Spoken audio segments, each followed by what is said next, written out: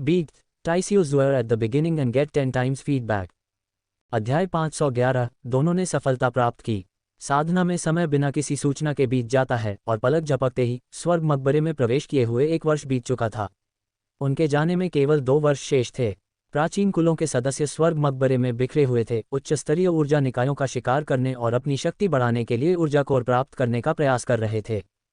स्वर्ग मकबरे की तीसरी परत के सबसे गहरे हिस्से में एक प्राचीन पत्थर के स्मारक के भीतर एक अजीबोगरीब उतार चढ़ाव फैल गया और एक हल्की सुनहरी लौ ने शून्य को रोशन कर दिया। हॉल के अंदर जियोजुवान ने अपना हाथ लहराया, हॉल को एक पतली ऊर्जा अवरोध में ढंक दिया ताकि इन अनोखे उतार चढ़ावों को अलग किया जा सके और उन्हें जियोजी को प्रभावित करने से रोका जा सके। इस रक्तरेखा परिवर्तन के दौरान जियोजी निष्क्रिय रूप से रक्तरेखा की शक्ति प्राप्त नहीं कर रहा था। इसके बजाय उसने इसे सक्रिय रूप से अवशोषित किया, जबकि जियोजुवान द्वारा सील की गई ऊर्जा को भी विरासत में लिया। इस दोहरी प्रक्रिया में मूल कहानी की तुलना में अधिक समय लगा। जियोजी एक साथ रक्तरेखा शक्ति और विरासत में मिली ऊर्जा को अवशोषित कर रहा था। इस छोटी लड़की की दिव्य रक्त प्रतिभा भी उल्लेखनीय है। हालांकि वह पहले डू शेंग चरण से केवल 1 कदम दूर थी, लेकिन मुझे उम्मीद नहीं थी कि उसे वास्तव में सफल होने में 1 वर्ष से भी कम समय लगेगा। जियाओजुवान ने जुनर को देखते हुए टिप्पणी की, जो हॉल के बाहर शून्य में क्रॉस लेग बैठी थी। इस समय जुनर को चमकदार सुनहरी लपटों की एक परत ने घेर लिया, जो सब कुछ यहाँ तक कि स्वर्ग और पृथ्वी को भी जलाने में सक्षम प्रतीत हो रही थी। सुनहरी लपटों की शक्ति शून्य में बढ़ गई और जुनर की आभा मजबूत और गहरी हो गई। तभी जियाओजुवान ने रक्त के कुंड के भीतर से जियाओजी की आभा में उतार चढ़ाव महसूस किया और वह हैरान रह गया। उसने कुंड को देखने के लिए मुड़कर देखा, जो पूरी तरह से साफ हो गया था। अत्यंत फीके रक्त रंग की ऊर्जा के धागे उभरे और जियाओजी के शरीर में बह गए, जैसे कि सभी रक्त रंग की ऊर्जा पूरी तरह से निकाल ली गई हो। एक और अप्रत्याशित विकास, वह वास्तव में 2 सितारा डू शेंग के अंतिम चरण में प्रवेश करने में सफल रहा। जियोजुवान ने थोड़ा सिर हिलाया, उसके होठों पर एक मुस्कान दिखाई दी। हालांकि यह उसकी उम्मीदों से परे था, लेकिन निस्संदेह यह एक अच्छी बात थी। उसे जियोजे के अति महत्वाकांक्षी होने और सफलता हासिल करने के लिए मजबूर करने की कोई चिंता नहीं थी। जियोजे की पहले से प्रदर्शित नींव को देखते हुए ये स्पष्ट था कि उसने हर चरण में अपनी ताकत को मजबूती से बनाया था, जिससे उसकी नींव अडिग हो गई थी। इसने उसे डू शेंग स्तर पर डू क्यूई और शारीरिक शक्ति दोनों में इतना मजबूत आधार बनाने की अनुमति दी। जैसे ही जियोजे ने पर्यावरण में किसी भी शेष अजीब ऊर्जा की अनुपस्थिति महसूस की और सफलतापूर्वक 2 सितारा डू शेंग के अंतिम चरण में प्रवेश किया, उसने आगे बढ़ना बंद कर दिया। उसके भीतर के शून्य स्थान में मूल वृक्ष अब 260,000 मीटर से अधिक ऊंचाई तक बढ़ गया था। जैसे जैसे पेड़ की ऊंचाई बढ़ती गई, वैसे वैसे शून्य स्थान भी उसी हिसाब से फैलता गया। जुन एर द्वारा डू जुन चरण को पार करने के लिए विशेष पुरस्कार, जिसने शून्य स्थान में वास्तविकता का एक स्पर्श जोड़ा, जियाओजी की ताकत में सुधार के साथ इसके विकास को प्रभावित करना जारी रखा। शून्य स्थान को अपनी अपेक्षाओं के साथ तेजी से संरेखित होते हुए देखकर जियाओजी को और अधिक आत्मविश्वास मिला।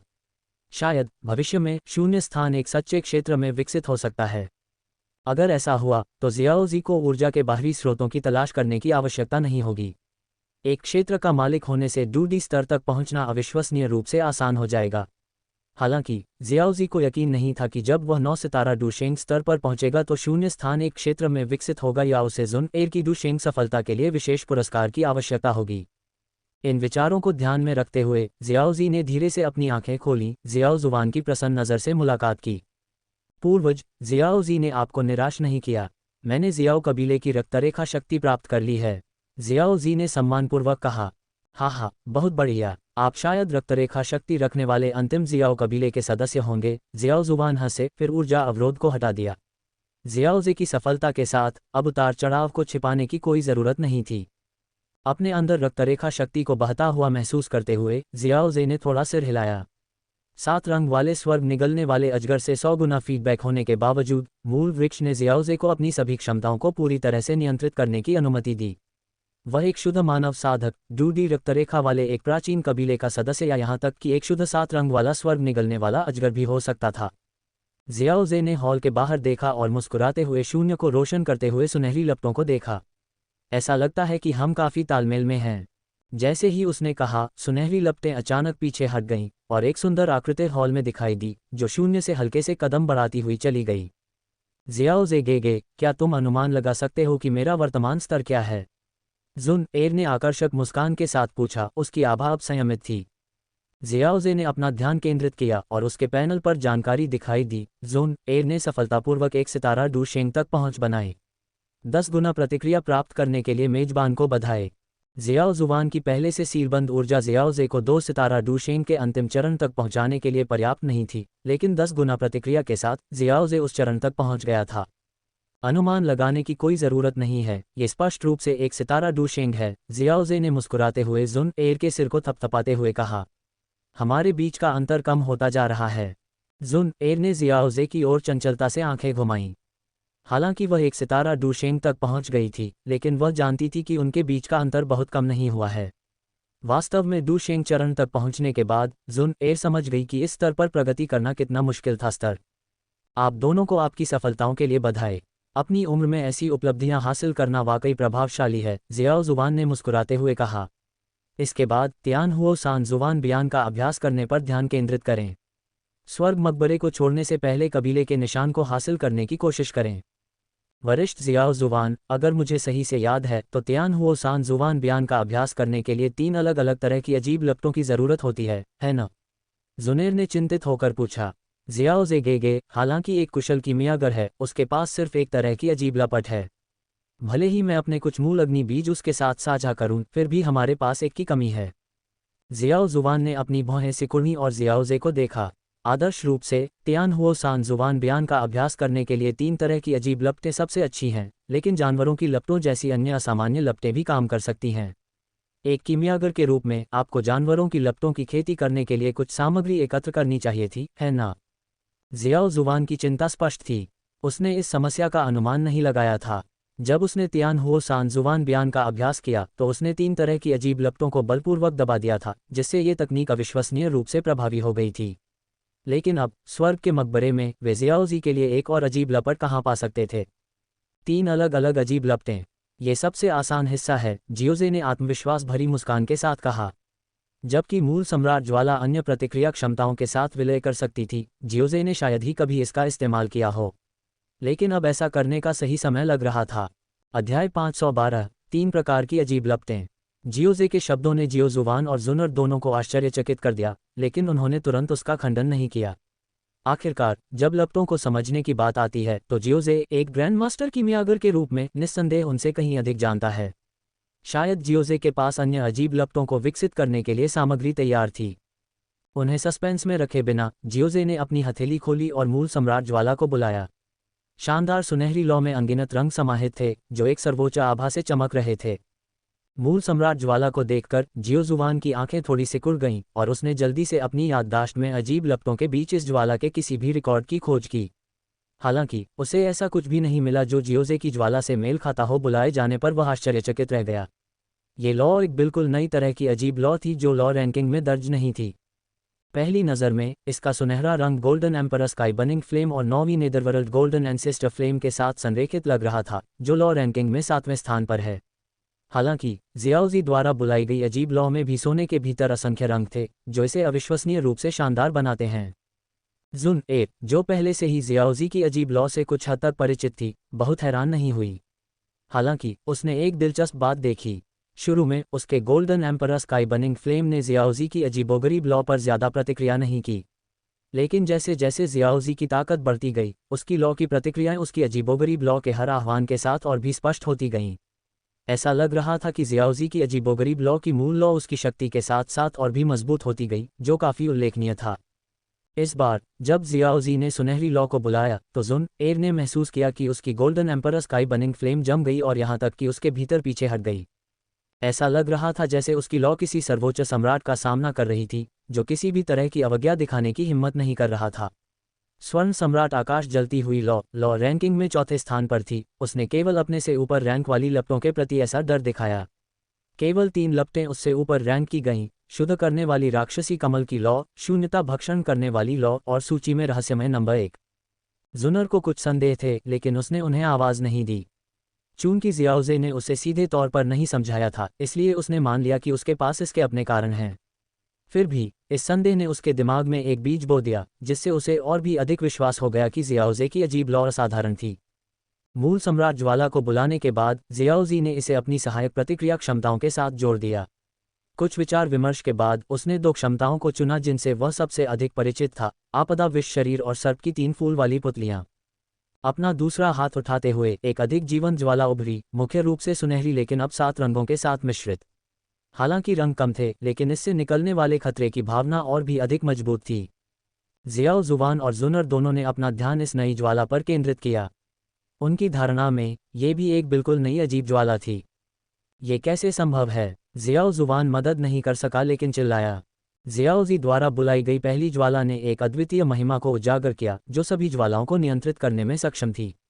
लेकिन इस नई ज्वाला ने घातक खतरे की भावना दी, जैसे विलुप्त होने वाली आग जो सभी जीवन को जहर दे सकती है और नष्ट कर सकती है।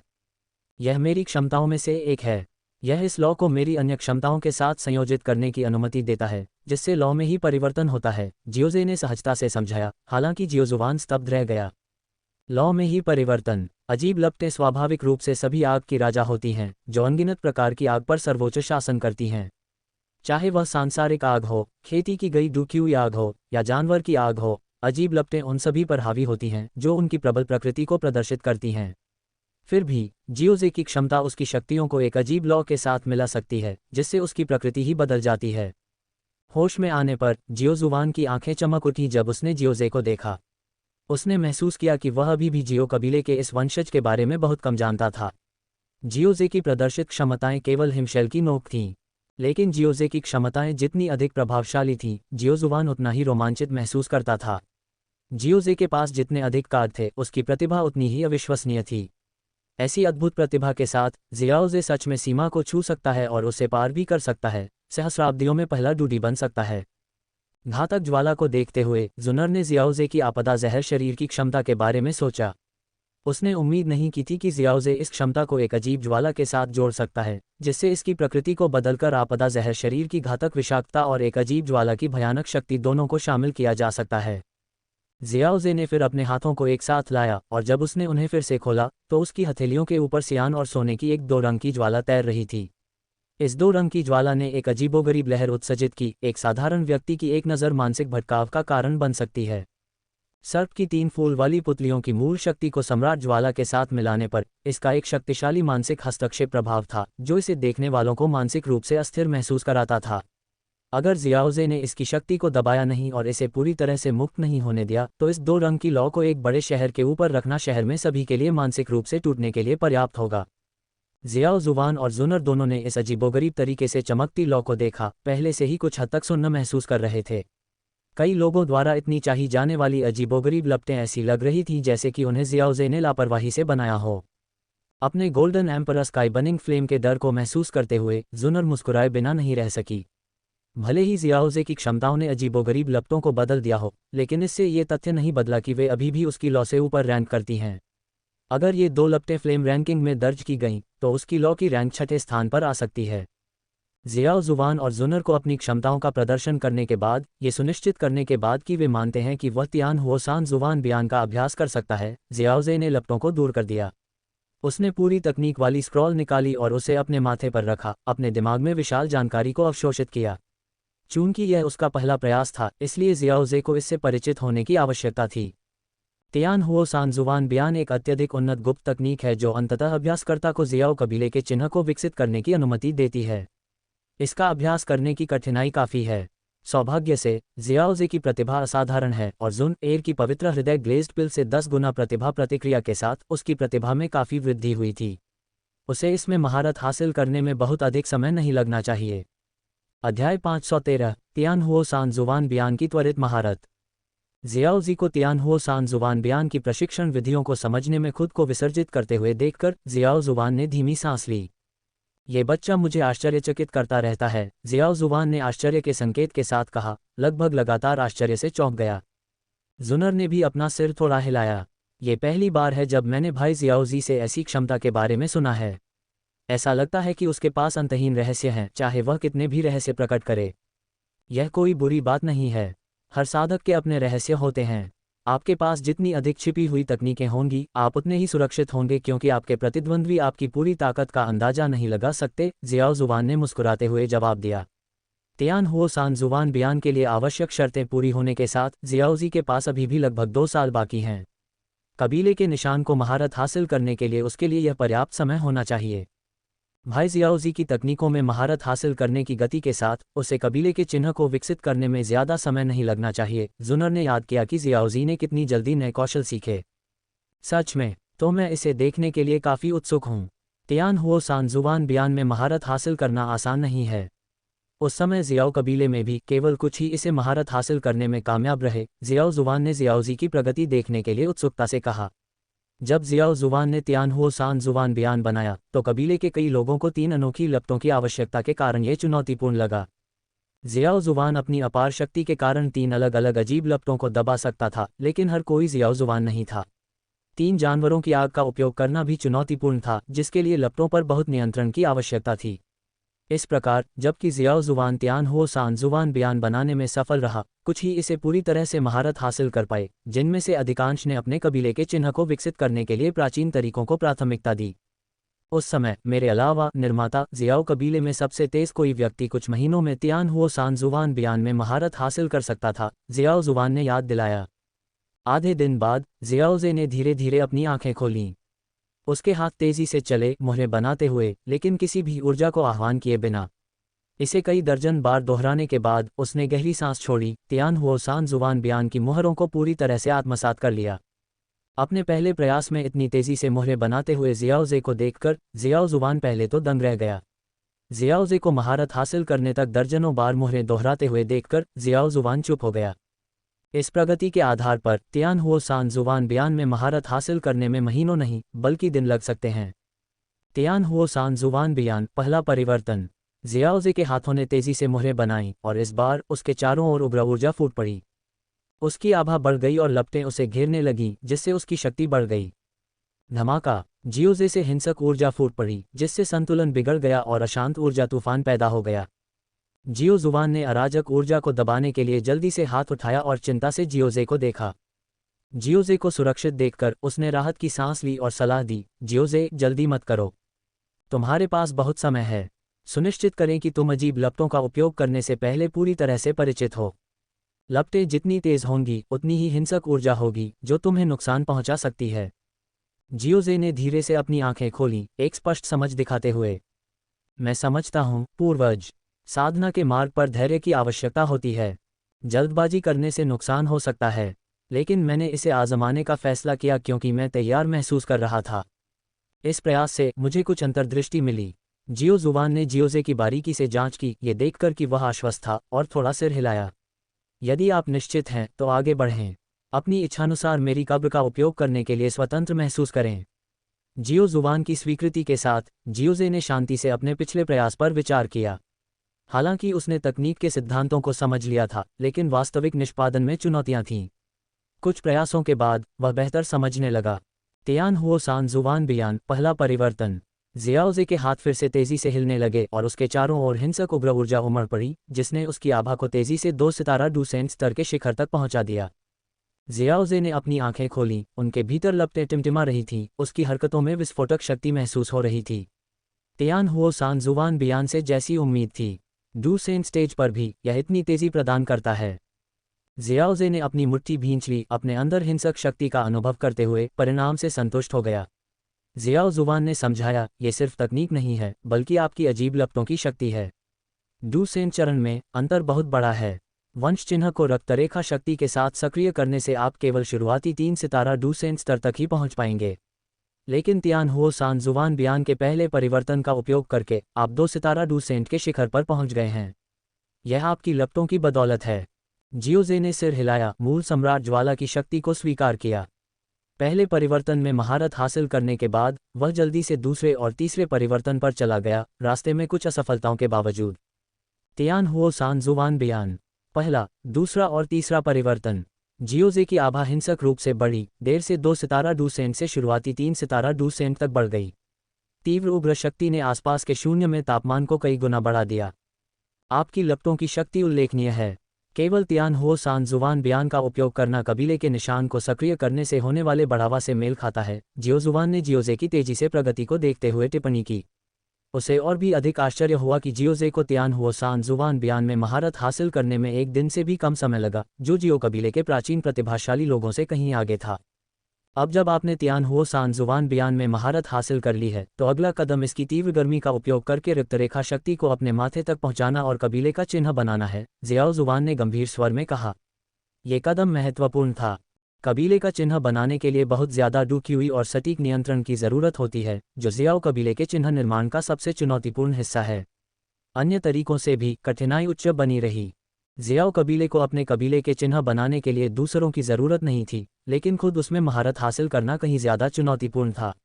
उच्च स्तरीय कबीले के चिन्हों में कई जटिल स्ट्रोक थे, जिनमें बहुत ज़्यादा डूक्यूई की खपत होती थी और अत्यधिक नियंत्रण की ज़रूरत होती थी।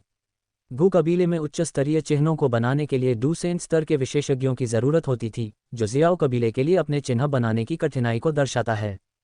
अध्याय 514 एक अप्रत्याशित मोड़। महल के अंदर ज़ियाओज़े कबीले का चिन्ह बनाने की जल्दी में नहीं था। इसके बजाय उसने तियान हुओ सान जुबान बयान प्रशिक्षण पद्धति के अंतिम चरण को याद किया। ज़ियाओ कबीले का चिन्ह व्यक्ति के शरीर के भीतर मौजूद था, लेकिन इसके स्वामी द्वारा सक्रियण की आवश्यकता थी। चिन्ह बनाने के लिए बहुत अधिक डूक्यूई और सटीक नियंत्रण की आवश्यकता थी।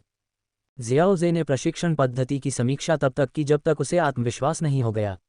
उसके भीतर हिंसक और झुलसाने वाली डूक्यूई तेजी से प्रसारित हुई, रक्तरेखा शक्ति को निर्देशित करते हुए जैसे जैसे ये तियान हुओ सान जुबान बयान की पद्धति के अनुसार धीरे धीरे उसके माथे पर एकत्रित होती गई।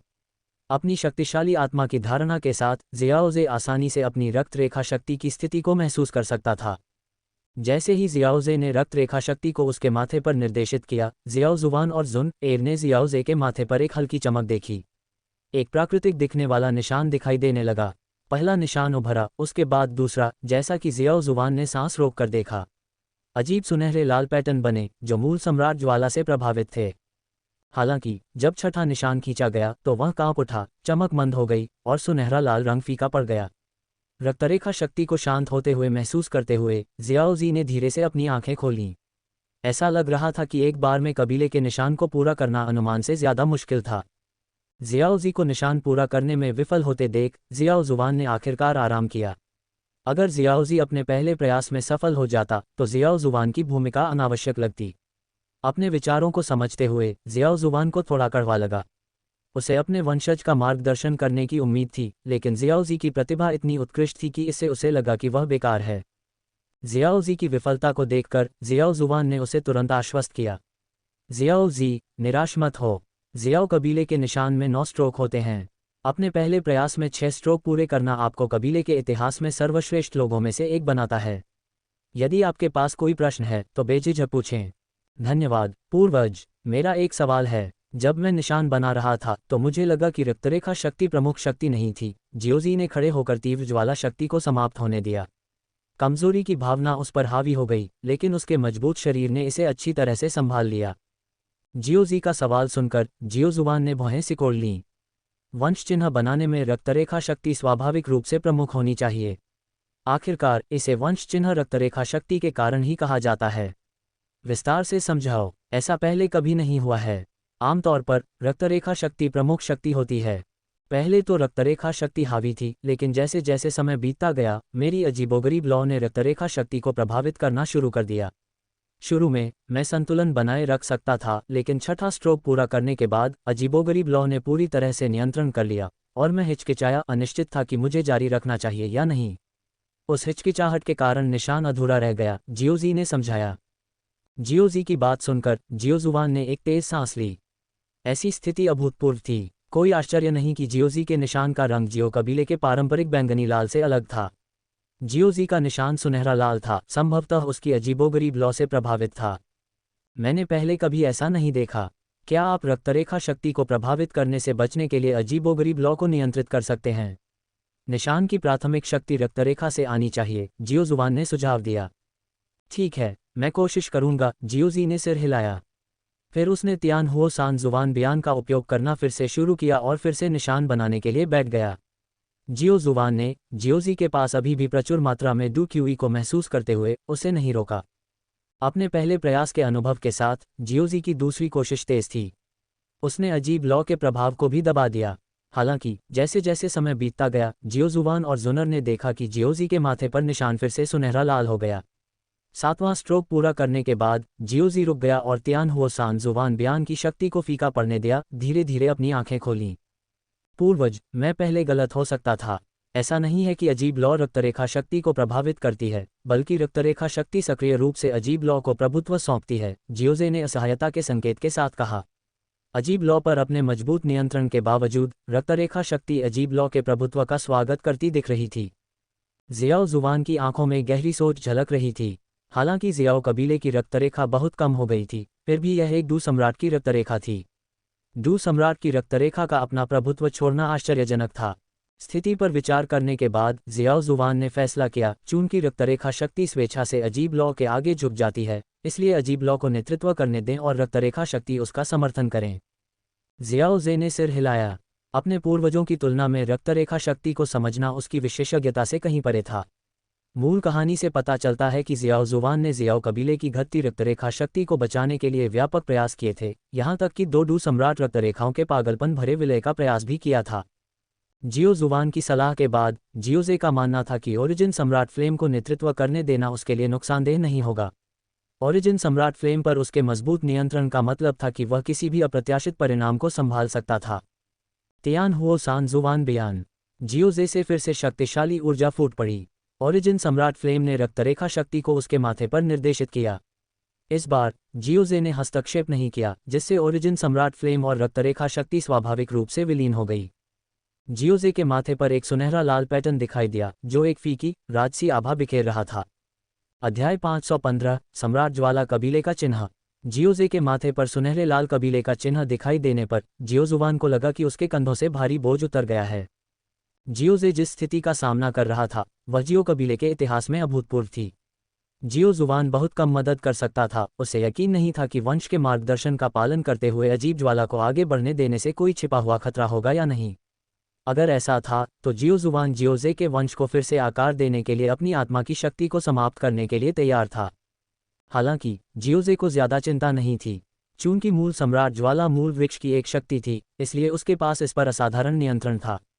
अगर कबीले के चिन्ह में कोई छिपा हुआ खतरा था तो जियोजे सम्राट ज्वाला से उसे दूर कर सकता था। आखिरकार कबीले के चिन्ह में मुख्य शक्ति सम्राट ज्वाला ही थी। जैसे जैसे कबीले का चिन्ह पूरा होने के करीब आया, जियोजे से निकलने वाली महिमा और भी मजबूत होती गई। जुनर ने अपनी भौहें सिकुड़ी और जियो जुवान की ओर मुड़ी। वरिष्ठ जियाओ जुवान, क्या जियाओ कबीले का चिन्ह बनाने से वंश की शक्ति बढ़ेगी? गंभीरता से जियाओ जुवान ने जुनर के सवाल का स्रोत समझ लिया। जियाओजी द्वारा उत्सर्जित रक्तरेखा दबाव पहले से ही जुनर को प्रभावित कर रहा था, जिसके पास दिव्य श्रेणी का वंश था। वह जानता था कि जियाओजी के लिए उसने जो रक्तरेखा शक्ति संरक्षित की थी, उसकी तुलना जुनर की प्राचीन दिव्य श्रेणी के वंश से नहीं की जा सकती। जियाओ कबीले का चिन्ह बनाने से निश्चित रूप से वंश की शक्ति नहीं बढ़ सकती, जियाओ जुवान ने अपना सिर हिलाते हुए कहा। मुझे संदेह है कि यह जियाओजी के पास मौजूद अजीबोगरीब लॉ से संबंधित है। जुनर ने सोच समझकर सिर हिलाया। क्या ये वह लॉ थी जिसके बारे में उसे संदेह था कि वह स्वर्गीय लपटों की सूची में पहले स्थान पर है? भले ही ऐसा था, एक डू सम्राट की वंशरेखा को बदलना बहुत दूर की बात थी। कोई बात नहीं, जियाओजी की वर्तमान स्थिति में सुधार हो रहा है, जियाओ जुवान ने जुनर को आश्वस्त किया। हालांकि वह अपनी चिंताओं को दूर नहीं कर सका।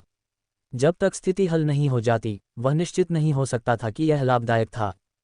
जियाओजे के माथे पर सुनहरी लाल रेखाएं दिखाई दीं। सम्राट ज्वाला और रक्तरेखा शक्ति के बीच परिवर्तनों का प्रबंधन करते हुए डूक्यूई की खपत को नियंत्रित करना उसके लिए आसान था। यदि रक्तरेखा शक्ति और सम्राट ज्वाला में परिवर्तन न होते तो वह अपने पहले प्रयास में ही कबीले का चिन्ह बना सकता था। 2 बार असफल होने के बावजूद डूक्यूई की खपत उतनी गंभीर नहीं थी जितनी जियाओ जुवान को आशंका थी। जैसे ही डूक्यूई पानी की तरह बही, निशान का 8वां स्ट्रोक पूरा हो गया और अंतिम स्ट्रोक आकार लेने लगा। ऐसा लग रहा था जैसे कोई अदृश्य ब्रश जियाओजे के माथे पर एक गहरा पैटर्न बना रहा हो, धीरे धीरे लेकिन स्थिर, एक प्राकृतिक प्रक्रिया की तरह आसानी से बह रहा हो। जियाओ जुवान और जुनर चिंता और प्रत्याशा के मिश्रण के साथ देख रहे थे। अंतिम स्ट्रोक के साथ जियाओजे के माथे पर एक गहरा सुनहरा लाल कबीले का निशान दिखाई दिया। उसने जो महिमा बिखेरी वह एक बेजोड़ संप्रभु के समान चरम पर थी। उस समय जियाओजे की नसों में खून उमड़ आया, ऐसा लग रहा था जैसे वह खुशी से झूम रहा हो। जियाओजे ने धीरे से अपनी आंखें खोलीं। कबीले का चिन्ह फीका पड़ रहा था, लेकिन जब उसे इसकी जरूरत थी तब वह फिर से प्रकट हुआ। अपने माथे को छूते हुए उसने कुछ महत्वपूर्ण महसूस किया। इस कबीले के चिन्ह में सम्राट फ्लेम के प्रमुख बल के रूप में मैं इसे सम्राट फ्लेम कबीले का चिन्ह कहूंगा, उसने सोचा। सम्राट फ्लेम और वंश शक्ति का यह एकीकरण हानिकारक नहीं था, बल्कि कबीले के चिन्ह का हर उपयोग उसके वंश को और शुद्ध करेगा, जो एक उल्लेखनीय लाभ है। शुद्ध वंश शक्ति अत्यंत दुर्लभ और मूल्यवान थी। जियाओ जे, तुम्हें कैसा लग रहा है? जियाओ जुबान ने चिंतित होकर पूछा। सफल होने के बावजूद असामान्य प्रक्रिया चिंताजनक थी। कोई छिपा हुआ खतरा नहीं है और एक महत्वपूर्ण लाभ है, जियाओ जे ने मुस्कुराते हुए उत्तर दिया। अगर मेरी समझ सही है तो कबीले के चिन्ह का उपयोग करने से मेरा वंश और शुद्ध होगा, भले ही हर बार थोड़ा ही क्यों न हो। जियाओ जुबान और जुनर दोनों हैरान रह गए। रक्तरेखा शक्ति को ही शुद्ध करना। हर बार जब मैं कबीले के चिन्ह का उपयोग करता हूं तो सम्राट ज्वाला मेरे रक्तरेखा को प्रभावित करेगी, जिससे ये शुद्ध हो जाएगी। थोड़ी सी भी शुद्धता वृद्धि बहुत फायदेमंद होती है। जियाओ जुबान की आंखें चौड़ी हो गईं। उसने कभी किसी ऐसी ज्वाला के बारे में नहीं सुना था जो डू सम्राट की रक्तरेखा को शुद्ध कर सके, एक प्रक्रिया जो आमतौर पर डू सम्राट के प्रत्यक्ष वंशजों के लिए आरक्षित होती है। अन्य प्राचीन कुलों के लिए शुद्ध रक्तरेखा अधिक क्षमता और शक्ति के बराबर होती है। बहुत बढ़िया। मुझे आपकी अजीब ज्वाला की उत्पत्ति का पता नहीं है, लेकिन यह विकास आशाजनक है। जियाओ जुबान ने दिल खोलकर हंसा। जियाओ जी ने उसे अनगिनत आश्चर्य दिए थे और जियाओ जी की वृद्धि ने जियाओ कबीले के पुनरुद्धार को सुनिश्चित किया। धन्यवाद पूर्वज, मेरी उपलब्धियां आपकी उदारता के कारण हैं, जियाओ जी ने विनम्रतापूर्वक कहा। इतना औपचारिक मत बनो, तुम ही जियाओ कबीले की एकमात्र उम्मीद हो। मैं नहीं चाहता कि कबीले की वंशावली हमेशा के लिए स्वर्गीय मकबरे में दफन हो जाए, जियाओ जुबान ने गर्मजोशी से मुस्कुराते हुए जवाब दिया। जियाओ जी की जांच करते हुए जियाओ जुबान ने सोचा कि वह उसके लिए और क्या कर सकता है। उसकी आंखें एक विचार से चमक उठीं। जियाओ जी, क्या तुमने तीसरे स्तर पर प्राचीन भक्षण करने वाले कीड़ों की रानी को हासिल नहीं किया? हाँ, जियाओ जी ने पुष्टि की, भारी सीलबंद कीट रानी को पेश करते हुए। क्या तुम जानते हो कि प्राचीन कीट सम्राट कवच कैसे बनाया जाता है? जियाओ जुबान ने सीधे पूछा। जबकि मैं प्राचीन भक्षण करने वाले कीड़ों के बारे में जानता हूँ, मेरे पास कवच बनाने की विधि नहीं है। मुझे विधि पता है, मैं तुम्हें ये सिखाऊंगा, जियो जुबान ने कहा, ज्ञान को सीधे जियोजी के दिमाग में स्थानांतरित करते हुए। एक उच्च स्तरीय कीमियागर के रूप में आपके कौशल के साथ इसे तैयार करना आपके लिए मेरे मुकाबले बहुत आसान होना चाहिए। तकनीक के लिए धन्यवाद पूर्वज, जियोजी ने कृतज्ञतापूर्वक उत्तर दिया। अध्याय 516 अनुभव। जियोजी ने अपने दिमाग में विशाल जानकारी को अवशोषित किया और थोड़ी देर बाद उसकी आंखें चमक उठीं। प्राचीन कीट सम्राट कवच को तैयार करने की विधि वास्तव में उसके लिए सरल थी, लगभग 8वीं कक्षा की गोली को तैयार करने के बराबर। आने वाले समय में आप दोनों को स्वर्गीय मकबरे की तीसरी परत में अभ्यास करना चाहिए, जियो जुबान ने जियोजी और जुनर से मुस्कुराते हुए कहा। हालांकि स्वर्गीय मकबरा नीरस है, ये साधना के लिए काफ़ी फायदेमंद है। मुझे जियोजी की लड़ाकू ताकत की चिंता नहीं है, लेकिन प्राचीन कबीले की छोटी महिला के लिए जो अभी अभी डूशेंग में घुसी है, आप भी यहाँ डूशेंग पावर हाउस के साथ मुकाबला करने से लाभ होगा, जियो जुबान ने जारी रखा। हालांकि स्वर्गीय मकबरे की तीसरी परत में बहुत से डूशेंग पावर हाउस नहीं हैं, लेकिन प्राचीन काल के लोग आप दोनों के लिए कुछ अनुभव प्राप्त करने के लिए पर्याप्त हैं। मार्गदर्शन के लिए धन्यवाद वरिष्ठ जियो जुबान, जुनर ने थोड़ा झुकाया। हाँ, बाकी आप खुद ही व्यवस्थित कर सकते हैं। आप पहले से ही महाद्वीप पर शीर्ष पावर हाउस हैं, आपको अपने प्रशिक्षण की व्यवस्था करने के लिए मेरी आवश्यकता नहीं है। जियो जुबान ने अपना हाथ हिलाया और उनकी उपस्थिति से गायब हो गया, जिससे 2 युवाओं के लिए जगह बन गई। जियो कबीले की रक्तरेखा शक्ति को पारित करने का अपना कार्य पूरा करने के बाद जियो जुबान को राहत मिली। वह जानता था कि वह एक सहस्राब्दी पहले से था और उसकी उपस्थिति से जियोजे और जुनर असहज या विवश महसूस कर सकते थे। उन्हें जगह देना बेहतर था। जियो जुबान के हॉल में लौटने के बाद जियोजे ने हॉल की ओर मुंह किया और सम्मानपूर्वक झुक गया। जियाओ जी भाई, अब हम क्या करेंगे? पहले पूर्वजों की सलाह लें और तीसरी परत पर घूमें, अपने कौशल का परीक्षण करने के लिए कुछ डूशेंग स्तर के शक्तिशाली लोगों की तलाश करें, और अगर हम उनके ऊर्जा कोर प्राप्त कर सकें तो और भी बेहतर होगा।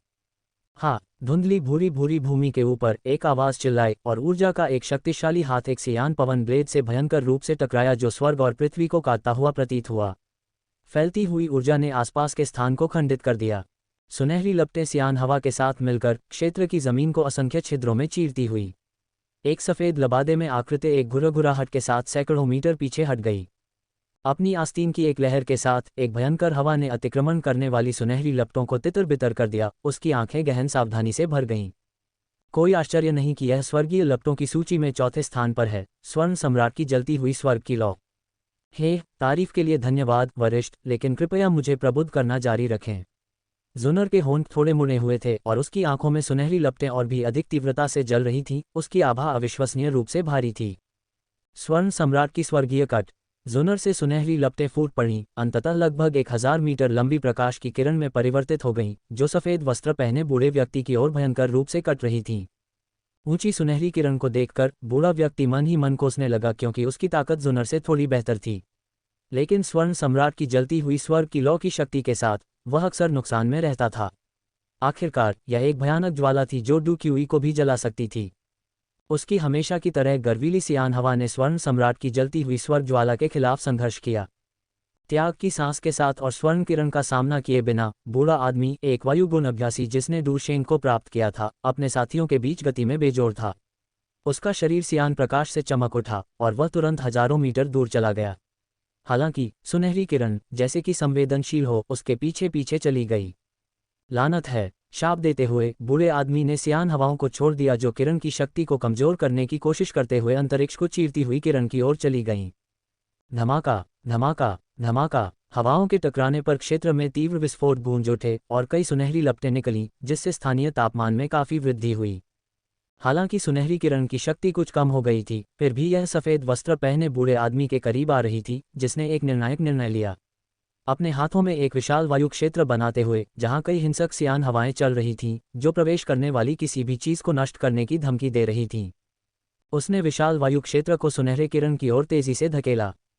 धमाका, जैसे ही टक्कर अपने केंद्र के पास पहुंची, सफ़ेद वस्त्र पहने बूढ़े व्यक्ति ने, जो कुछ सुनहरी लपटों से अपरिहार्य रूप से दागदार हो गया, शाप दिया। सुनहरी लपटें अथक परजीवियों की तरह अविश्वसनीय रूप से झटकना मुश्किल था। उसने अपने शरीर के उस हिस्से को काट दिया जो लपटों से छू गया था और प्लेग से बचने की तरह नीचे की भूरी भूरी धरती में धंस गया। जियोजे ऊर्जा टकराव के केंद्र में दिखाई दिया। उसने अपने हाथ को लहराते हुए प्रचंड ऊर्जाओं को शांत किया, यहां तक कि अंतरिक्ष की उपचारात्मक शक्ति के तहत फटने वाली स्थानिक दरारें भी जल्दी से ठीक हो गईं। जुन एर जल्द ही जियोजे में शामिल हो गई। उसकी अभिव्यक्ति आश्चर्य से भरी थी। जियोजे भाई, मैं अब उसे महसूस नहीं कर सकती। ये स्वर्गीय मकबरे के ऊर्जा निकायों की विशेष क्षमताओं में से एक होना चाहिए। स्वर्गीय मकबरे की जमीन में खुदाई करने से उन्हें अपनी उपस्थिति को सबसे बड़ी सीमा तक छिपाने की अनुमति मिलती है, जियाओजी ने समझाया। अब वह बूढ़े व्यक्ति की उपस्थिति का पता लगाने में भी असमर्थ है।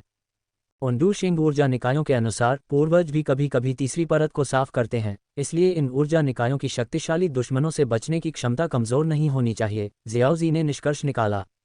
अपने हाथ पीछे करके हंसते हुए जुनर ने कहा, यह आश्चर्यजनक है कि डूक्यूई महाद्वीप के शीर्ष स्तर के शक्तिशाली लोग भी तीसरी परत पर आसान समय नहीं बिता रहे हैं। इसमें मदद नहीं की जा सकती। स्वर्गीय मकबरे की तीसरी परत में डूशेंग स्तर के लोग भी हावी नहीं हो सकते, जियाओजी ने समझाया, अपनी आत्मा शक्ति को फैलाते हुए, जो महान पूर्णता स्तर पर थी, डूशेंग स्तर के ऊर्जा निकायों का पता लगाने के लिए। डूशेंग में आगे बढ़ने के बाद उसी स्तर के प्रतिद्वंद्वी के साथ मेरी पहली लड़ाई ने मेरी शक्ति की समझ में काफी सुधार किया। पूर्वज सही थे, लड़ाई में प्रगति तेज होती है, जुनर ने फिर से कोशिश करने के लिए उत्सुक होकर कहा। उस तीव्रता की एक और लड़ाई, और वह डूशेंग स्तर की शक्ति को पूरी तरह से महारत हासिल कर सकती थी। हाँ, ऐसा लगता है कि हमें दो अच्छे प्रतिद्वंद्वी मिल गए हैं। जियाओजी ने अचानक अपनी आंखें खोली, जुनर की ओर मुस्कुराते हुए। अच्छे प्रतिद्वंद्वी? अगर मैं गलत नहीं हूं तो वे दो उपस्थितियां सोल कबीले के व्यक्तियों की हैं, जियाओजी ने सोच समझकर कहा। ये संभवतः मूल कहानी के दो सोल कबीले डूशेंग थे, जिन्हें सोल क्लिफ ने जियाओ यान और पूर्वजों को एक ही झटके में खत्म करने के लिए तीसरी परत पर बुलाया था। लेकिन महत्वपूर्ण क्षण में जियाओ जुवान का प्रक्षेपण प्रकट हुआ और इन दो सोल कबीले डूशेंग ऊर्जा निकायों को भारी शक्ति से नष्ट कर दिया। अब जब हमने उन्हें पहचान लिया है तो हम उन्हें जाने नहीं दे सकते। अध्याय 517, जुड़वां संतों की हत्या। खतरनाक रूप से खड़ी काली पहाड़ी के ऊपर दो भावहीन भूरे वस्त्र पहने बुजुर्ग दूर तक घूर रहे थे। हालांकि वे आम इंसानों से अलग नहीं दिख रहे थे, उनकी ठंडी और निर्दयी आंखें उनके दृढ़ स्वभाव को धोखा दे रही थीं। वे ऊर्जा शरीर थे, स्वर्गीय मकबरे द्वारा आकार दिए गए उत्तरजीवी। कुछ ऊर्जा शरीर स्वर्गीय मकबरे की आत्मा से बहुत प्रभावित थे, दूसरों को निगलने की अत्यधिक इच्छा से प्रेरित थे। हालांकि डूशेंग स्तर के ऊर्जा शरीर कम प्रभावित थे और अधिक मानवीय व्यवहार कर सकते थे। फिर भी चाहे वे कितने भी मानवीय क्यों न लगें, वे मकबरे की ऊर्जाओं से पैदा हुए अवशेषों के रूप में अपने वास्तविक स्वभाव को नहीं बदल सकते थे। उस दिशा में डूशेंग स्तर की लड़ाई हो रही है। उनमें से एक अजीब तरह से परिचित लगता है। मुझे भी ऐसा लगता है। सब कुछ नष्ट करने की वह अनुभूति प्राचीन कबीले की विरासत में मिली स्वर्गीय ज्वाला की याद दिलाती है। वह विरासत में मिली ज्वाला डूशेंग स्तर की ताकत के साथ मिलकर प्राचीन कबीले से एक प्रमुख व्यक्ति होनी चाहिए। क्या हमें आगे बढ़ना चाहिए? चलो। भूरे रंग के वस्त्र पहने दो बुजुर्गों ने ठंडे स्वर में बात की और जल्दी से सेना में शामिल होने और प्राचीन कबीले से डूशेंग को मारने के लिए सहमत हो गए। वे बहुत घमंडी नहीं थे। अपने पिछले मुठभेड़ों से उन्होंने महसूस किया कि प्राचीन कबीले से डूशेंग अभी डूशेंग स्तर पर पहुंचा था और अभी तक अपनी शक्ति में महारत हासिल नहीं की थी। डूशेंग रैंक में एक नए व्यक्ति का स्पष्ट संकेत। इसके अतिरिक्त स्वर्गीय मकबरे के ऊर्जा निकायों के रूप में वे अपनी उपस्थिति को छिपाने के लिए भूमि का उपयोग कर सकते थे। आश्चर्य के तत्व के साथ एक घात निश्चित रूप से प्राचीन कबीले के डूशेंग को गंभीर रूप से घायल कर देगा। एक बार जब हम उसे मार देते हैं तो इस तीसरी परत में एक और प्राचीन कबीले ऊर्जा शरीर को उभरने से रोकने के लिए उसकी आत्मा को पूरी तरह से नष्ट करना याद रखें। बेशक अगर वह शापित ज़ियाओ ज़ुवान न होता तो हमारा आत्मा कबीला सिर्फ हम दोनों तक सीमित नहीं होता। जैसे ही ग्रे रॉब वाले बुजुर्ग प्राचीन कबीले के डूशेंग के स्थान की ओर बढ़ने वाले थे, आकाश से ऊर्जा की एक विशाल और धधकती लहर आई। एक सुनहरी किरण उतरी जो खतरनाक ब्लैक माउंटेन से टकराए और उसे तुरंत ध्वस्त कर दिया। विनाशकारी सुनहरी लपटें चट्टानों पर उछलीं जो कुछ भी छूती उसे शून्य में बदल देतीं। ग्रे रॉब वाले दोनों बुजुर्ग पूरी तरह से अस्त व्यस्त होकर नरक से बाहर निकले। उनके चारों ओर उमड़ती काली धुंध ने घातक सुनहरी लपटों को दूर रखा, लेकिन धुंध ने उन्हें जला भी दिया, जिससे वे आग के समुद्र से बाहर निकलने के बाद उजागर हो गए। उन्होंने आसमान की ओर गंभीरता से देखा क्योंकि एक आकृति धीरे धीरे नीचे उतरी। उनके चेहरे पर एक हल्की मुस्कान थी। तो तुम मेरी आत्मा को पूरी तरह से मिटाने की योजना बना रहे थे? इतनी अव्यवस्था क्यों? जुनर की आवाज़ उनके चारों ओर इत्मीनान से गूंज रही थी जब वह आग की पृष्ठभूमि के सामने शान से उतरी, हर तरह से आग की रानी, राजसी और सर्वोच्च दिखाई दे रही थी। तो ये प्राचीन कबीले का दिव्य श्रेणी का वंश है। एक बुजुर्ग ने जुनर के माथे पर सूक्ष्म 7 रंग के कबीले के पैटर्न को देखकर उपहास किया। ऐसा लगता है कि आपको लगता है कि आपने हमें पहले ही जीत लिया है। क्या ऐसा नहीं है? जुनर ने हल्की मुस्कान के साथ जवाब दिया, ये जानते हुए कि वह अकेले इन दो एक सितारा डूशेंग को पूरी तरह से नहीं रोक सकती। वे भूमि में घुल सकते थे जिससे उन्हें पहचानना मुश्किल हो जाता। लेकिन अब स्थिति अलग थी। सफ़ेद वस्त्र पहने बुजुर्ग के साथ अपने पिछले मुठभेड़ से सीखते हुए ज़ियाओज़ी ने गुप्त रूप से तैयारी की थी ताकि वे भूमि से भागने से बच सकें। तथ्य यह है कि इन दो आत्मा कबीले डूशेंग ने उनके आने से पहले छिपकर नहीं देखा था। इसका मतलब था कि वे बर्बाद हो गए थे।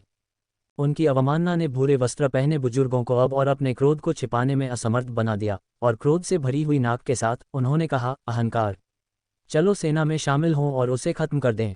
दोनों ने जबरदस्त शक्ति के साथ विस्फोट किया। उनके मुंह से एक घना काला कोहरा निकला जिससे सैकड़ों मीटर लंबे 2 विशाल काले अजगर बन गए।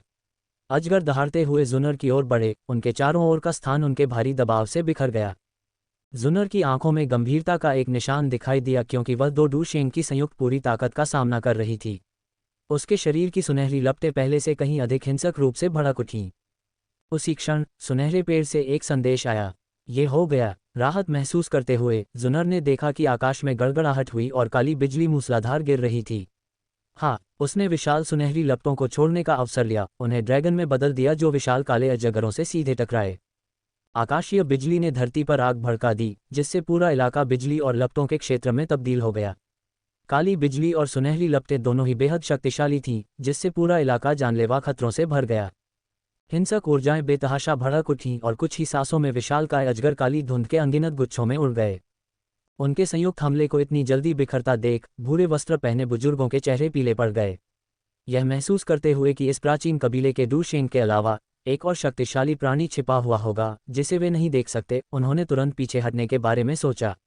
बुजुर्गों ने एक दूसरे की मंशा को बिना शब्दों के समझते हुए एक दूसरे की ओर देखा और उनके चारों ओर काली धुंध छा गई क्योंकि वे धरती में गोता लगाने का प्रयास कर रहे थे।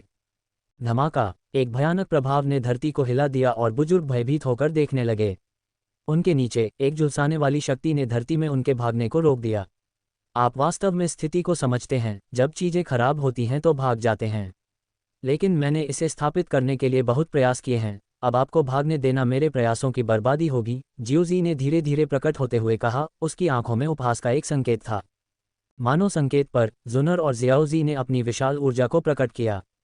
सुनहरी लपटें और काली बिजली ने भूमि को भर दिया, जिससे एक क्षेत्र युद्ध के मैदान में बदल गया जहां काली धुंध संघर्ष कर रही थी लेकिन अंततः बिजली द्वारा दबा दी गई, जो जल्दी ही समाप्त हो गई। कुछ चीखों के बाद जो गड़गड़ाहट की आवाज़ को दबा देती थी, दो आत्मा कबीले डूशेंग की उपस्थिति पूरी तरह से गायब हो गई। अध्याय 518, प्राचीन कीट सम्राट के वस्त्र को परिष्कृत करना। युद्ध के मैदान के ऊपर गड़गड़ाहट और आग से तबाह सुनहरी लपटें धीरे धीरे शून्य में जल रही थीं। कोई भी काली धुंध जो इन लपटों के संपर्क में आती थी तुरंत जलकर राख हो जाती थी। विनाश की आभा लिए हुए काली राक्षसी गड़गड़ाहट शून्य की दरारों में घुस गई और बिना किसी निशान के गायब हो गई। काले और सोने की अजीब ऊर्जा ने क्षेत्र को एक उजाड़ क्षेत्र में बदल दिया, जहां प्रवेश करने की हिम्मत करने वाली किसी भी इकाई को गड़गड़ाहट और आग के जंगली हिंसक हमलों का सामना करना पड़ता था। यहां तक कि बची हुई ऊर्जा भी इतनी शक्तिशाली थी कि सबसे शक्तिशाली डूज उनको भी पास आने से रोक सकती थी। जियाओजे ने इस घात के परिणाम से संतुष्टि में थोड़ा सिर हिलाते हुए गड़गड़ाहट और आग के इस क्षेत्र को देखा। खुद एक लेट स्टेज 2 स्टार डू शेंग होने के नाते दो सोल कबीले डू शेंग से निपटना केवल समय की बात होती अगर वे पृथ्वी में भागने की क्षमता नहीं रखते। लेकिन उनके भागने को रोकने के लिए पूरी तैयारी और जुनर के गोल्डन एम्परा बर्निंग हेवन फ्लेम की मदद से सोल कबीले डू शेंग को फंसाने और बाद में मारने की घटना को प्रभावी ढंग से अंजाम दिया गया। गड़गड़ाहट और आग के इस अशांत क्षेत्र में कदम रखते हुए जियाओजे को कोई परेशानी महसूस नहीं हुई। दुनिया की सबसे हिंसक ऊर्जाएं उसके आगमन पर एक हल्की हवा और सूरज की रोशनी में बदल गईं। अपने हाथ की एक लहर के साथ उसने आसपास की काली धुंध को तितर बितर कर दिया, जिससे दो ऊर्जा कोर चमकते हुए दिखाई दिए। कोर की चमक उनकी ताकत का प्रमाण थी, जबकि निम्न स्तर के कोर धीरे धीरे चमकते थे। 9 सितारा कोर का वर्णन शानदार था। उसके सामने के कोर मुट्ठी के आकार के चमक से परे थे। वे सूरज की तरह चकाचौंध करने वाले थे, जिनमें डूजुन स्तर के कोर से कहीं ज्यादा ऊर्जा थी, जो चंद्रमा की चमक और जुगनू की रोशनी के बीच के अंतर के समान थी। जियाओजे ने उत्सुकता से 2 डू शेंग स्तर के कोर पकड़े हुए थे। मूल कहानी में जियाओ यान ने 5 सितारा डूजुन के स्तर पर स्वर्गीय मकबरे में प्रवेश किया। विभिन्न रोमांचों के बावजूद जो उसे मुश्किल से 8 सितारा डूजुन के शिखर तक ले आए, उसके पास डू शेंग स्तर के कोर तक पहुंच नहीं थी। जब जियाओ यान ने 6 सितारा डू शेंग के रूप में स्वर्गीय मकबरे का फिर से दौरा किया तो उसे इन कोर की बहुत कम जरूरत थी, क्योंकि उनके स्तर के लिए उनकी संभावित वृद्धि न्यूनतम थी। जियाओजे ने एक कोर को जुनर की ओर फेंका। इसमें मौजूद ऊर्जा बहुत ज्यादा है, लगभग 9 ग्रेट डैन की गोली के बराबर। आपने अभी अभी एक स्टार डू शेंग को तोड़ा है। इस कोर के साथ अपनी ताकत को स्थिर करने से आपकी शक्तियां बढ़ सकती हैं। ठीक है, जुनर ने बिना किसी हिचकिचाहट के सहमति जताई, निष्पक्ष विभाजन की सराहना करते हुए। कुछ समय बाहर बिताने के बाद आइए पूर्वजों की कब्र पर वापस लौटें। हम वापस रिपोर्ट कर सकते हैं और वहां इन डू शेंग ऊर्जा कोर को परिष्कृत कर सकते हैं। साथ में वे स्वर्गीय मकबरे के सबसे गहरे हिस्से की ओर बढ़े। मकबरे के प्रभाव में एक बार अराजक गड़गड़ाहट और आग का क्षेत्र धीरे धीरे शांत हो गया, जब तक कि यह पूरी तरह से ठीक नहीं हो गया। जुनर का हाथ पकड़कर जियाओजे ने आत्मविश्वास से प्राचीन पत्थर की पट्टियों के माध्यम से जियाओ जुवान की पैतृक कब्र में प्रवेश किया। हे, तुम दोनों ने वास्तव में काफी फसल काटी है। जियाओ जुवान ने महल के सामने खड़े होकर मुस्कुराते हुए उनका अभिवादन किया। मुझे उम्मीद नहीं थी कि आत्मा कबीले के ऊर्जा शरीर यहाँ रहेंगे। मैं उन्हें फिर से छिपने से रोकने के लिए खुद से निपटने के लिए तैयार था। तुमने अच्छा किया। पूर्वज की अद्वितीय शक्ति के साथ यदि यहाँ दमन नहीं होता तो वे 2 1 सितारा डू शेंग स्तर के आत्मा कबीले ऊर्जा शरीर आपकी नजरों से बच नहीं पाते। हम सही समय पर सही जगह पर थे, जियाओजे ने जवाब दिया, जिससे जियाओ जुवान की हार्दिक हंसी और प्रसन्नतापूर्ण अभिव्यक्ति हुई। ऐसे प्रतिभाशाली वंशज की प्रशंसा के शब्द विशेष रूप से संतुष्टिदायक थे, जो इस बात की पुष्टि करते थे कि उनके वर्षों का इंतजार व्यर्थ नहीं गया। ठीक है, मैं अब तुम्हें और नहीं रोकूंगा। इस जगह में स्वर्गीय मकबरे में सबसे समृद्ध ऊर्जा है। यहाँ खेती करने के लिए स्वतंत्र महसूस करो, जियो जुबान ने कहा, महल में लौटने से पहले उन्हें आगे बढ़ने का इशारा करते हुए। जगह ने जियोजे और जुनर को अकेला छोड़ दिया। दोनों ने मुस्कुराहट का आदान प्रदान किया और बिना किसी और शब्द के खेती शुरू करने के लिए अपने स्थान ढूंढ लिए। जल्द ही उनके चारों ओर 2 विशाल ऊर्जा भंवर बन गए। 2 घंटे से भी कम समय में जियोजे ने अपनी आंखें खोली, अपनी उंगलियों को आपस में रगड़ते हुए अब ऊर्जा रहित कोर को धूल में बदल दिया। उसने जुनर को देखा, जो अभी भी एक मजबूत ऊर्जा भंवर से घिरी हुई थी। उसका कोर अभी भी शक्ति से जीवंत था। चलो इस समय का उपयोग प्राचीन कीट सम्राट के वस्त्र को परिष्कृत करने के लिए करते हैं। जियोजे ने प्राचीन भक्षक कीट रानी को वापस लेने का फैसला किया, जिसे भारी रूप से सील कर दिया गया था। काली राक्षसी बिजली की एक झलक के साथ सहजता से सील को तोड़ते हुए उसने रानी को एक सुनहरे कड़ाही में रख दिया। कड़ाही कांप उठी, मानो कुछ भयानक भीतर संघर्ष कर रहा हो। ये रानी कोई आसान प्राणी नहीं थी। हालांकि एक निष्क्रिय अवस्था में अगर उसे जगाया जाता तो वह किसी संचालक के शरीर में प्रवेश कर सकती थी, यदि उनकी शक्ति अपर्याप्त थी, और उनके दुखी को खा सकती थी। रानी प्राचीन कीट सम्राट के वस्त्र के लिए सामग्री के रूप में अपने भाग्य को महसूस करते हुए अपनी नींद से जागी, लेकिन बहुत देर हो चुकी थी। अपनी अर्धसंत शक्ति पर यह शायद ही जियाओजी के नियंत्रण में परेशानी पैदा कर सकती थी। उसकी आत्मा शक्ति सुनहरे कड़ाही में बढ़ गई, जिससे मूल सम्राट ज्वाला की शक्ति बढ़ गई। कड़ाही स्थिर हो गई और जियाओजी ने प्रक्रिया के लिए विभिन्न सामग्रियों का उपयोग करके शोधन करना शुरू कर दिया। अध्याय 519 आत्मा प्रतिध्वनि वसंत की शाम का एक क्षण। शून्य में सुनहरा कड़ाही धीरे धीरे विलीन हो गया। पीछे एक काली वस्तु रह गई जो स्पर्श करने पर गर्म थी, जो जियाओजी की हथेली में गिर गई। ये प्राचीन कीट सम्राट का लबादा, जो अपने निर्माण से गर्म था, हाथ में लेने पर साटन की तरह रेशमी चिकना महसूस हुआ। अगर कोई बेहतर नहीं जानता तो ये कल्पना करना मुश्किल होगा कि यह रेशमी लबादा प्राचीन भक्षण कीट रानी से तैयार किया गया था। जियाओजी ने जुनर की ओर देखते हुए टिप्पणी की। उसने देखा कि वह जिस डूशेंग ऊर्जा कोर को पकड़े हुए थी वह अब टूट गई थी। जाहिर तौर पर उसने अपनी सारी ऊर्जा अवशोषित कर ली थी। ऐसी अवशोषण दर डूशेंग स्तर के कोर के लिए विशिष्ट थी क्योंकि उनमें अपार ऊर्जा थी। जियाओजी के अनुमान के अनुसार भीतर की ऊर्जा 9 रंग वाले डैन थंडर 8 ग्रेट डैन गोली से भी अधिक शक्तिशाली थी, जो 9वीं ग्रेट डैन से बस एक कदम दूर थी। जुन एर की अवशोषण की गति उसकी शक्ति के स्तर के लिए सामान्य थी। सिर्फ 2 घंटों में डूशेंग कोर को परिष्कृत करने की जियाओजी की अपनी क्षमता एक सामान्य साधक की तुलना में उल्लेखनीय रूप से तेज थी। इसके तुरंत बाद जुन एर के चारों ओर घूमती ऊर्जा भंवर समाप्त हो गई और उसने अपने हाथ में बचे हुए पाउडर को बिखेर दिया। फिर उसने जियाओजी की ओर एक गर्मजोशी भरी मुस्कान के साथ देखा, खड़ी हुई और उसके पास गई, उसके हाथ में पकड़े हुए वस्त्र पर बची हुई गर्मी को महसूस किया। तो ये प्राचीन समय का प्रसिद्ध प्राचीन कीट सम्राट का वस्त्र है।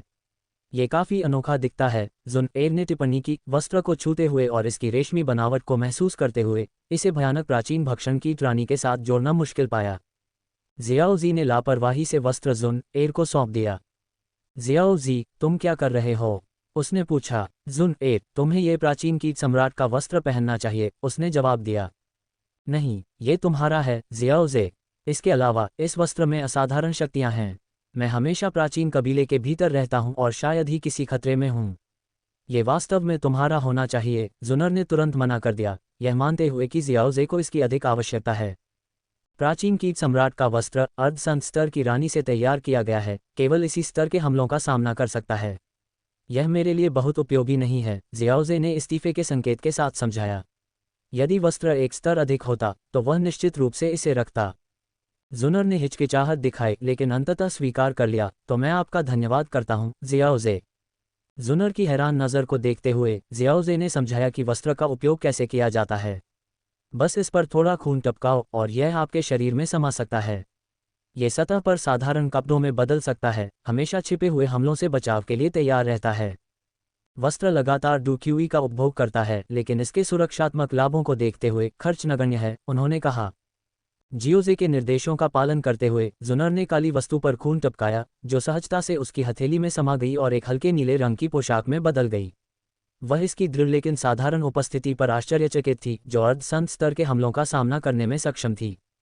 ये वास्तव में लगातार डूक्यूई का उपभोग करता है, लेकिन मेरी स्वर्गीय स्तरीय साधना पद्धति को देखते हुए व्यय नगण्य है, जुनर ने खुशी से स्वीकार किया। जियाओजे को अपनी नई पोशाक दिखाने के लिए घूम गया। जियाओजे, क्या मैं अच्छी लग रही हूँ? उसने चंचलता से पूछा, उस समय की याद दिलाते हुए जब वे पहली बार जियाओ परिवार की संपत्ति में पेड़ की छाया में मिले थे। जुनर के चंचल और मनमोहक व्यवहार को देखकर जियाओजे क्षण भर के लिए खुद को खो बैठा, जैसे कि वुटेन शहर में उनके पहले के दिनों में वापस चला गया हो। उसने सहज रूप से उसे अपनी बाहों में खींच लिया। सुंदर, जियाओजे ने उसे अपने सीने से सटाते हुए उसके नाजुक शरीर को महसूस करते हुए भावनाओं को उत्तेजित किया, जो आमतौर पर इच्छाओं के प्रति उसके विशेष प्रतिरोध द्वारा शांत रहती हैं। जबकि जियाओजे के अनोखे इनाम ने उसे इच्छाओं का विरोध करने की अनुमति दी, यह एक निरंतर प्रभाव नहीं था। वह इन इच्छाओं को गले लगाने या उनका विरोध करने का विकल्प चुन सकता था। अब अपने प्रतिरोध को छोड़ते हुए उसके भीतर बढ़ती इच्छा अनियंत्रित रूप से बढ़ गई, जिससे उसकी सांसें तेज हो गईं। जुन एर जियाओजे की छाती पर झुकी हुई और उसकी तेज धड़कन सुनकर कुछ असामान्य महसूस करती है। जल्द ही उसकी आवाज़, जो भावनाओं से थोड़ी कर्कश थी, उसके कानों तक पहुंची।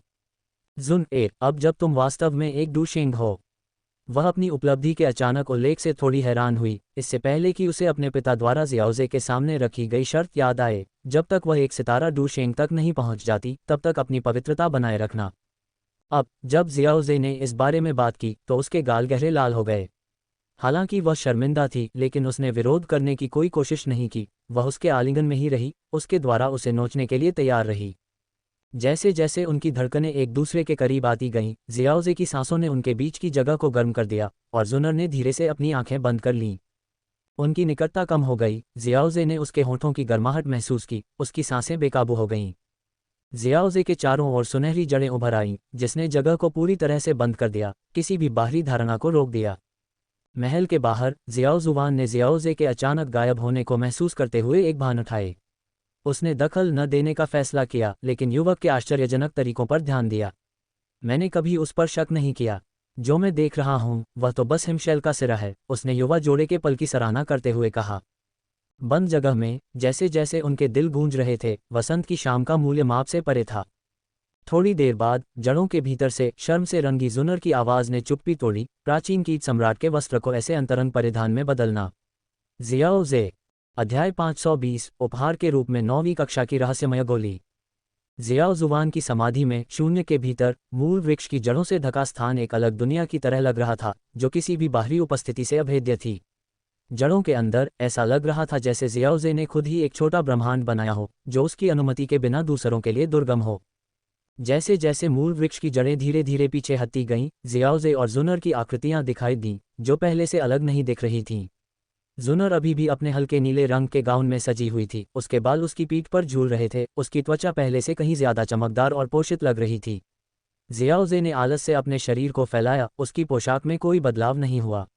अगर समय बीतता न होता तो ऐसा लगता कि उनके बीच कुछ हुआ ही नहीं था। जुनर ने घबराकर इधर उधर देखा, उसकी नज़र मंदिर पर टिकी हुई थी। जब उसे जियाओ जुवान का कोई निशान नहीं दिखा, तब जाकर वह थोड़ी शांत हुई। जियाओ जी, क्या हम इतने आवेगी थे कि एल्डर जियाओ जुवान की समाधि में ऐसा कर सकते थे? उसने कहा। उसके गाल लाल हो गए और उसने जियाओ जी की तरफ एक नज़र डाली। सख्ती से कहें तो मूल वृक्ष की जड़ों से अलग किया गया स्थान अपनी अलग दुनिया बनाता है, इसलिए इसे हमारे पूर्वज को परेशान करने के रूप में नहीं गिना जाना चाहिए, जियाओ जी ने अनिश्चितता से कहा। फिर भी अगर दबाव डाला जाए तो वह इस बात से इनकार नहीं कर सकता था कि मूल वृक्ष की जड़ों से बना सुनहरा गोला वास्तव में जियाओ जुवान की समाधि के भीतर था। अब उसे एहसास हुआ कि वे शायद बहुत जल्दबाजी में थे। जियाओ जी के चेहरे पर शर्मिंदगी के भाव दिखाई दिए। फिर सुनहरे पेड़ के माध्यम से जुनर से बात करते हुए उसने सुझाव दिया, नहीं तो वापस लौटने से पहले थोड़ी देर के लिए तीसरी परत पर प्रशिक्षण लें। यदि बुजुर्ग इस बारे में बात नहीं करते हैं तो हम ऐसा व्यवहार करेंगे जैसे कुछ हुआ ही नहीं और आगे बढ़ेंगे। जुनर ने सिर हिलाने से पहले संकोच किया। जियाओ जुबान दिखाई नहीं दिया था, शायद उन दोनों को किसी भी तरह की असहजता से बचाने के लिए। उसने पहले एक रास्ता खोला और मकबरे से बाहर निकल गई। जियाओ जे ने भी जाने से पहले मंदिर की दिशा में सिर झुकाया। एक बार जब शून्य शांत हो गया तो जियाओ जुबान की आकृति धीरे धीरे उभरी, खुद से हंसते हुए। ये युवा मुझे एक बाहरी व्यक्ति की तरह क्यों समझ रहा है? मैं केवल जियाओ वंश की समृद्धि की कामना करता हूँ, खासकर तुम्हारे जैसे लड़के से जितने ज्यादा लोग होंगे उतना अच्छा होगा। हालांकि सुनहरे गोले ने जियाओ जुबान की धारणाओं को अवरुद्ध कर दिया था, जिससे उसे यह जानने से रोका जा रहा था कि जियाओ जे और जुनर के बीच वास्तव में क्या हुआ था, लेकिन बाहर आने पर उनके बीच दिखाई देने वाली सद्भाव ने इसे काफी स्पष्ट कर दिया। जियाओ जुबान को यह एहसास हो गया कि वे अपने रिश्ते को अंतिम चरण तक ले गए हैं। जुन एर की वंशावली को याद करते हुए जियाओ जुबान ने हंसते हुए कहा, बू युआन, मैंने कभी नहीं सोचा था कि मैं तुम्हारे साथ इस तरह से संबंध मजबूत करूंगा। अपने पुराने दोस्त और पीढ़ियों में अचानक आए बदलाव के बारे में सोचते हुए वह अपना सिर हिलाए बिना नहीं रह सका और हंसा, थोड़ा बचना अच्छा है। जब वे फिर मिलेंगे तो इससे चीजें कम अजीब लगेंगी। ये जानते हुए कि जियाओ जे और जुन एर फिलहाल आगे की बातचीत से बचने का इरादा रखते हैं, उन्होंने उनके इरादे की सराहना की। जियाओ जे ने मंदिर की ओर झुककर संकेत दिया कि उसे पता है कि जियाओ जुबान देख रहा है। जियाओ जुबान ने उसकी विधि से सहमति जताई। सुनहरे गोले ने वास्तव में अपनी अनूठी दुनिया बनाई। दूसरी तरफ जियाओ जे को स्टेल से निकलते हुए देखकर जुन एर, जो कुछ दूरी पर इंतजार कर रही थी, ने मुस्कुराते हुए उसका अभिवादन किया। इतनी दूर क्यों भागे? जियाओ जे उसके पास गया और जुन एर ने स्वाभाविक रूप से उसका हाथ पकड़ लिया। अब जब हम अंतरंग हो चुके हैं तो एल्डर जियाओ जुबान का सामना करना थोड़ा अजीब हो सकता है। मुझे चिंता है कि वह इसे अस्वीकार कर सकता है। चिंता मत करो, हमारे बड़े उदार हैं, वे हमें दोष नहीं देंगे। जियाओ जे ने उसके बालों को सहलाते हुए उसे आश्वस्त किया। एक बार जब हम स्वर्गीय मकबरे से निकलेंगे तो मैं औपचारिक रूप से तुम्हारे कबीले के सामने प्रस्ताव रखूंगा। गू कबीले के नेता की जो भी चुनौतियां या मांगे हैं, मैं उन सभी को पूरा करूंगा। जियाओ जे, जुनर ने उसके गले लगकर कहा, बस तुम्हारा इतना कहना ही मेरे लिए काफ़ी है। हमारे समय की जटिलताओं को देखते हुए, साथ ही तुम्हारी जियाओ कबीले की पहचान के उजागर होने के कारण, हम आत्मा कबीले के निशाने पर आ सकते हैं। अगर यह बहुत ज्यादा है तो हम अपनी शादी को भी स्थगित कर सकते हैं, उसने समझदारी दिखाते हुए धीरे से कहा। उसके विचारशील शब्दों के लिए आभारी। जियाओ जे ने उसे अपने करीब से पकड़ लिया। धन्यवाद जुनर। मेरी पहचान का खुलासा करना मुसीबत को आमंत्रित करता है और इसमें बाधाएं भी आ सकती हैं, लेकिन मैं तुम्हें सबसे शानदार शादी देने का वादा करता हूँ। उनकी फुसफुसाहट उनके गहरे बंधन का प्रमाण थी, जो अब पहले से कहीं ज्यादा अविभाज्य है। जिसके बारे में बात करते हुए मेरा आत्मा क्षेत्र स्वर्गीय क्षेत्र के शिखर पर पहुंच गया है, जो 9वीं श्रेणी की रहस्यमय गोली बनाने के लिए पर्याप्त है, जियोजे ने उल्लेख किया। खाली वादों के बजाय मैं आपके कबीले को प्रस्ताव देते समय सगाई के उपहार के रूप में ऐसी गोली बनाऊंगा। 9वीं श्रेणी की रहस्यमय गोली के बारे में सुनकर जुनर चौंक गई और तुरंत आपत्ति जताई। प्राचीन कबीले के भीतर भी ऐसी गोली अभूतपूर्व थी, एक दुर्लभ वस्तु जो उच्चतम बुजुर्गों के लिए भी सुलभ नहीं थी। 9वीं श्रेणी की रहस्यमय गोली मेरे लिए बहुत कीमती है जियोजे। यह आपकी अपनी ताकत को बहुत बढ़ा सकती है, उसने तर्क दिया। हंसते हुए जियोजे ने उत्तर दिया, कोई चिंता नहीं, सगाई के उपहार के रूप में गोली निश्चित रूप से आपके कबीले के अन्य लोगों द्वारा नहीं खाई जाएगी, बल्कि आपके लिए आरक्षित होगी। चाहे मैं इसे परिष्कृत करूं या आप करें, इससे कोई फर्क नहीं पड़ता। इसके अलावा इस तरह के उपहार का महत्व न केवल आपके कबीले को बाहरी रूप से सम्मान प्रदान करेगा, बल्कि आंतरिक रूप से हमारे रिश्ते को भी मान्य करेगा, जिससे आपके कुछ बोझ कम होंगे। एक मीठी मुस्कान के साथ जुनर ने उसकी बांह को और कसकर पकड़ लिया और उसके आलिंगन में और भी पिघल गई। चूंकि आपने इस पर इतनी अच्छी तरह से विचार किया है, इसलिए मैं आपको निर्णय लेने दूंगी। जियाओ जी ने 9वीं ग्रेड मिस्टिकल पिल को परिष्कृत करने में अपनी सफलता दर का अनुमान लगभग 50% लगाया। हालांकि जोखिम भरा वर्तमान युग में दवा की दुनिया के शिखर पर खड़े होने का मतलब असंभव को प्राप्त करना था। जब मैं आज लिख रहा था तो मुझे एक समस्या का एहसास हुआ जिसके बारे में कुछ पाठक चिंतित हो सकते हैं। मैंने कई संशोधन किए और कल की चूक को ठीक किया। मैं उन पाठकों से बहुत माफ़ी मांगता हूं जो इसे अब तक पढ़ पाए हैं।